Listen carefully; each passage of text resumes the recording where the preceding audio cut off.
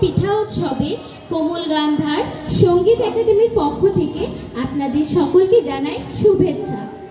ষড়ঋতুর এই বাংলাদেশে প্রতি ঋতুর রয়েছে নিজস্ব বৈশিষ্ট্য, গৌরব ও ঐতিহ্য।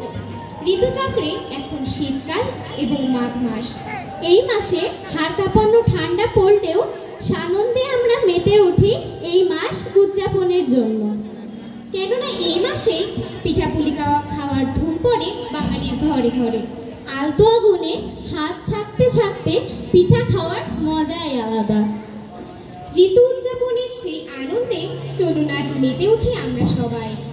সেই সাথে ধন্যবাদ জানাই সুন্দরম ললিতকলা একাডেমিকে এই অনুষ্ঠানে আমাদের আমন্ত্রণ করার জন্য।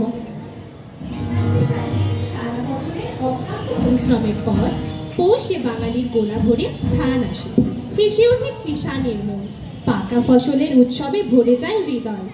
পৌষ পার্বণের উৎসবে বাঙালিরা বেরিয়ে পড়ে আনন্দ মেলায়।